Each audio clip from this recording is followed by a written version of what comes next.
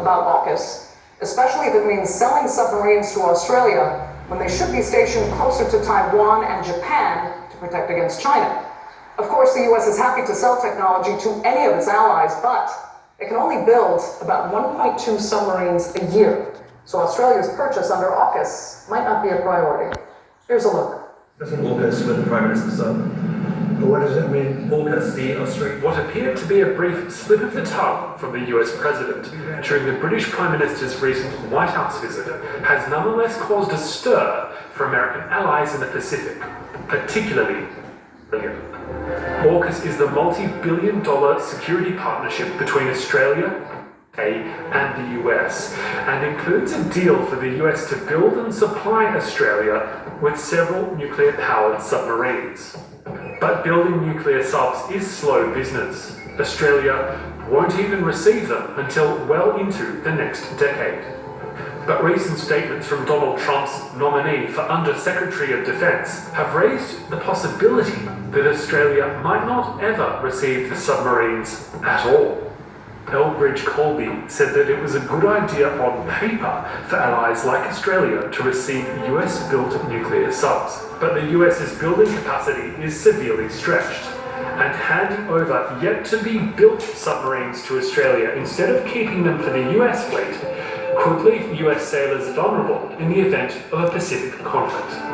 In February, Australia got a tense show of just what an assertive China might mean. Several Chinese warships south toward Australia. They remained in international waters. But on the morning of February 21, the Chinese flotilla began live fire drills in the Tasman Sea between Australia and New Zealand.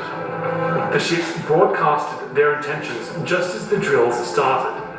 But it wasn't until a commercial passenger airliner flying between Australia and New Zealand received the broadcast almost half an hour later and radioed it in that Australian authorities found out about the drills.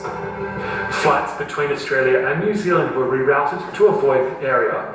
China, for its part, maintains it has done nothing wrong and has nothing to apologise for.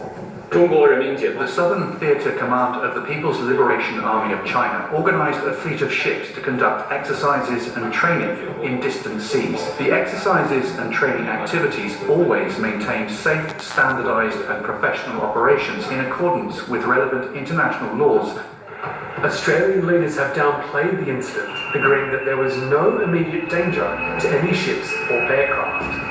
We believe it would be appropriate to have been given more warning of this potential event taking place. But I can confirm also that there has been no danger to Australian assets as a result of this action in China. In the aftermath, though, a war of words has erupted in Australia, particularly as federal elections are not far away. Public opinion on the AUKUS deal is mixed. Australians in favour see it as a vital security boost to Australia's naval capabilities. The US has been Australia's most important security relationship for decades.